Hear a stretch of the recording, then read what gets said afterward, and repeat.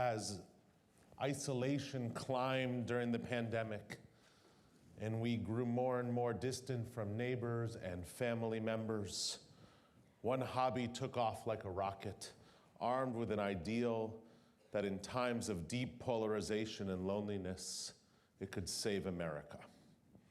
Here's Steve Kuhn in The New Yorker earlier this summer. It's bringing Americans out to meet other Americans in ways they normally wouldn't. Pickleball will save America. Kuhn continues, a lot of people think we're gonna have a civil war if this election is close. We've gotta get people out there playing pickleball with people who will vote the other way, so they don't wanna kill each other. It sounds ridiculous and dramatic, but I kind of mean it. Pickleball can save us, and we need to be saved. Well, if saving is the message, then I got a story for you. Sure, it might not be as trendy as pickleball, but it's played in part in challenging Jews for millennia, and it's central to our holidays and our existence as a people. The Akedah Yitzhak, the binding of Isaac. You know it well. We'll hear it in just a few minutes. God tests Abraham by asking him to sacrifice his son Isaac on Mount Moriah. Abraham raises his knife to kill his son, and at the last moment, an angel stops the hand of Abraham, saving Isaac.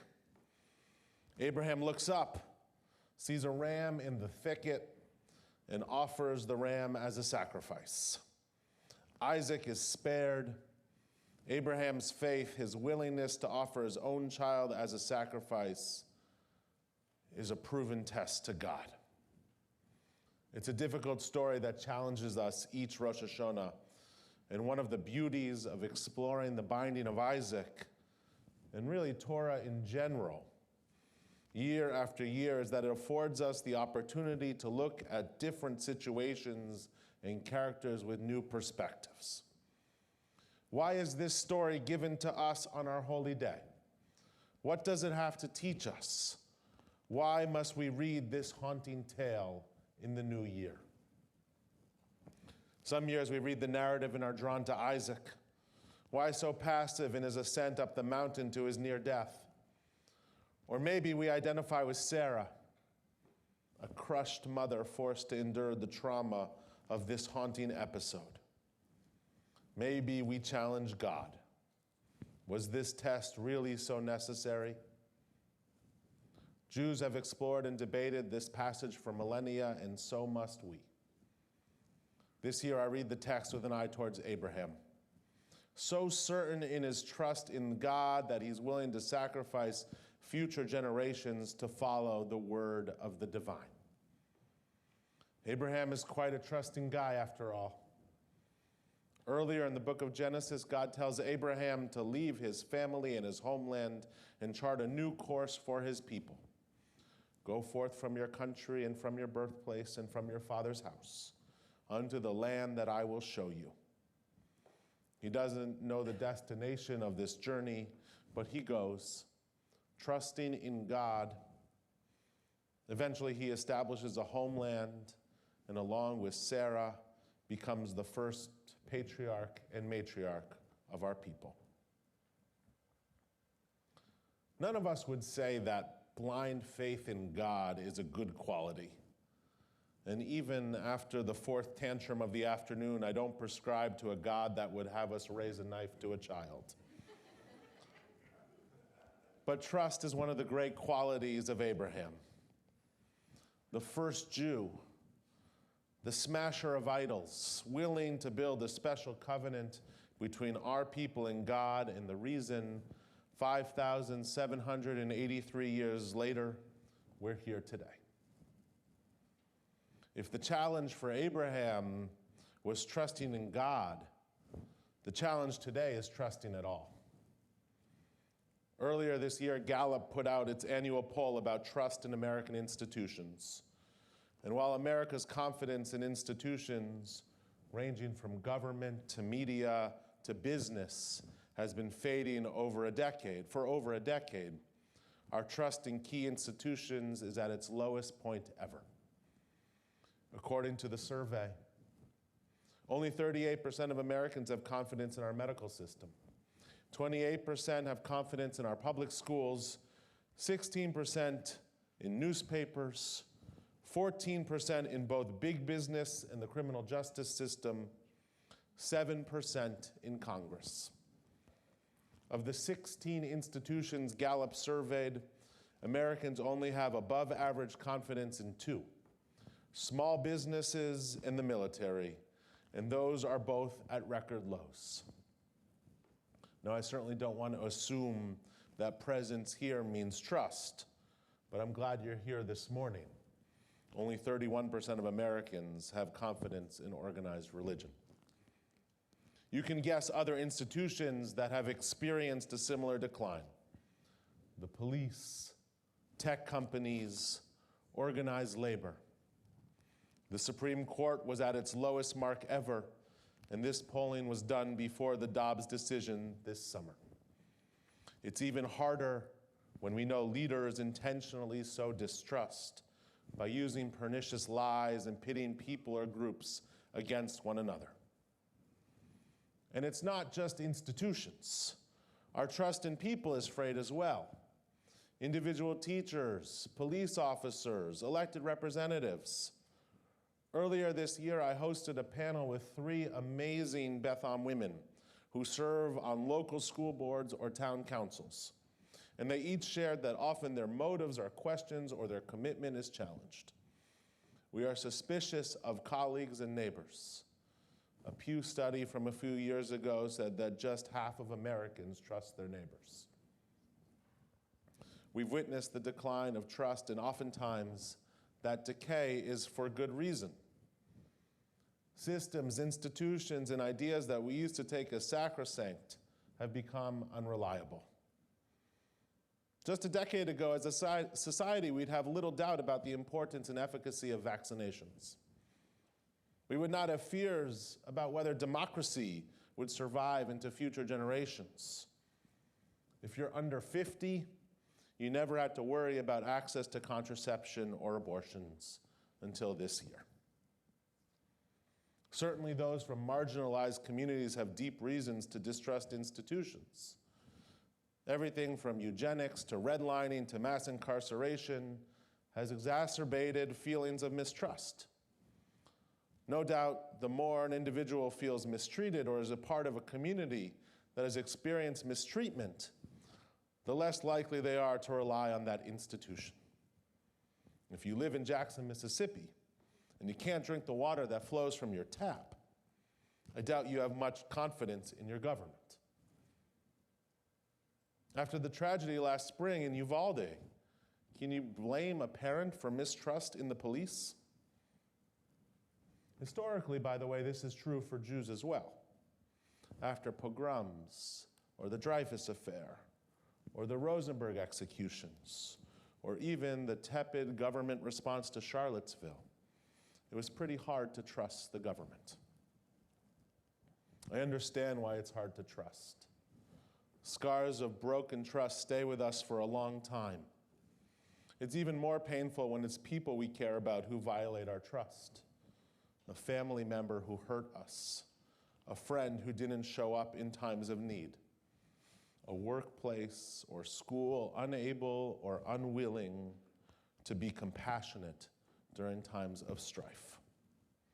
In the Jewish world, our institutions have covered up for rabbis and other leaders who committed gross ethical violations, including sexual misconduct and harassment. We have our own repenting and trust building to do. I'm concerned about the decline in trust in our society because the lack of trust is bad for us as individuals and as institutions. Ethan Zuckerman, a public policy and information professor at UMass, writes in his book, Mistrust. Trust affects our health, our wealth, and our happiness. Mistrust causes us to be more socially isolated, less likely to seek important medical care. It's hard to be happy when you're suspicious of your neighbors and colleagues, worried that someone is going to scam you or pull a fast one on you. It's harder to sleep. It's harder to be kind. It's harder to love. David Halpern, who's the head of the Behavioral Insights team in Great Britain, says, having someone or feeling that other people can be trusted or people you can rely on in your life is worth a great deal. He says it's roughly the same positive effect as giving up smoking. And smoking is really, really bad for you. As you can imagine, Judaism has a lot to say about trust. Pirkei Avot, the ancient teachings of our ancestors, discusses different types of human character. There are pious actions and there are wicked actions. There are wise ones and there are simple ones. One teaching says that an individual who proclaims, what's mine is mine and yours is the mark of an average person, and also the mark of a sodomite. At face value, there's nothing too terrible about what's mine is mine and what's yours is yours. But the rabbis equate this ideal to Sodom, and Sodom is a wicked place.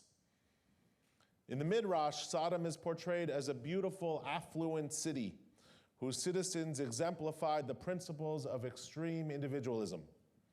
Every man for himself. They felt no sense of obligation to one another, no mutual responsibility, no compassion. They recognized no common humanity that unites all people in one family. What's mine is mine, what's yours is yours, they said.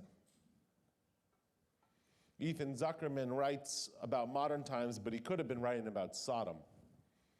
We are likely to find that institutions fail when we no longer recognize ourselves as a single nation, when we no longer feel responsible for or obligation to our fellow citizens.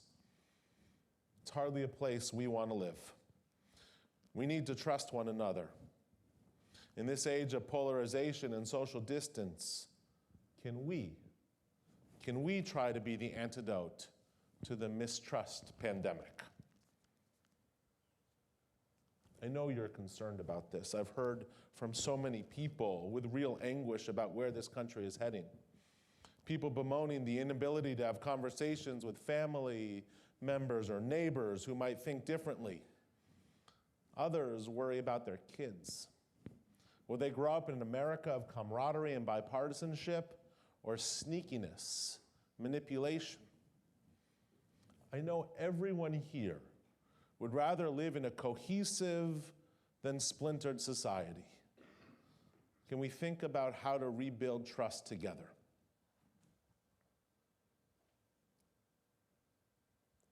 While certainly there are many steps we can take, less social media for one, social scientists give us examples of high trusting places: sports teams, the military, universities.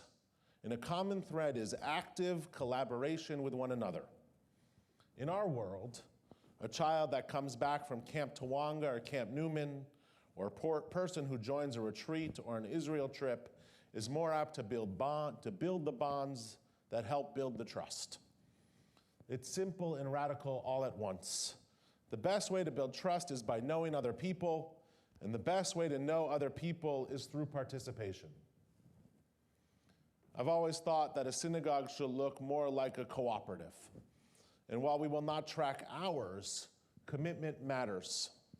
Without participation, we become more afraid and less willing to do the important acts that make a Jewish life: visiting the sick, fighting for justice, comforting the mourner. We turn into a community where we overly rely on our professionals and feel more and more distant from others. There is a reason we need 10 people to say Kaddish. There is a reason we need witnesses for a ketubah. Those are deeply trusting relationships. You can't be a Jew in isolation. Join the choir, take a class, invite someone over for Shabbat. Deliver meals all over the peninsula. We volunteer at food pantries and soup kitchens. If you're in your 20s or 30s, we have an amazing peer connector, Emma. She's marvelous and will meet you any place. Are you upset with the state of your democracy? Or are you upset with the lack of action on climate change? Well, at Beth Am, we've got good, trustworthy people fighting every day to create the country and community they aspire to live in. And if you don't see something that works for you, instead of shrinking away, reach out so we can co-create the community you aspire to live in. Can you commit to a few co-op hours this year? If you do, I'll bet you find it immensely personally rewarding. But you also be making a statement that says, my actions are part of something greater. It's a statement that says, fundamental change within a society can occur only through deeply personal participation. These actions are cascading as well. They inspire others. They set a good example for our children and create healthier communities. We cannot witness Jewish life as bystanders. We need to be active. We need to do. Each one of us needs to bring our own talents and gifts to create the community we want to live in. The author Bruce Schneier writes, all complex ecosystems, whether they are biological ecosystems like the human body, natural ecosystems like a rainforest, social ecosystems like an open-air market, or socio-technical ecosystems like the global financial system or the internet are deeply interlinked. Individual units within those ecosystems are interdependent, each doing its part and relying on the other units to do their parts as well. This is true for a synagogue as well. I'm not trying to shame you or guilt you into coming to Beth Am. That would be a little deceptive in a sermon about trust. But I hope you see my message not as you should be here, but as your whole self is welcome here, and we need you. If you want to expand beyond Beth Am, that's great too. Host a community dinner, volunteer with your PTO, take an art class, join a pickleball league, give pickles to your neighbors. But we must build trust and believe in people. We must create a climate where we can open our hearts and make the world smaller and more connected. Remember Abraham from that opening story? He responded to God with a famous line that you likely know. He says it 3 times in the story of the Akedah. It's a message of commitment and care. It's a message of readiness and desire to be part of the ongoing narrative of the people. It's a call to participate in something larger. It's there for all of us. Hineni, says Abraham, I am here, ready to be part of the story, to be part of the sacred narrative of our people. That's the message for these holy days. Hineni, better together. Hineni, I am ready. I am prepared. Hineni.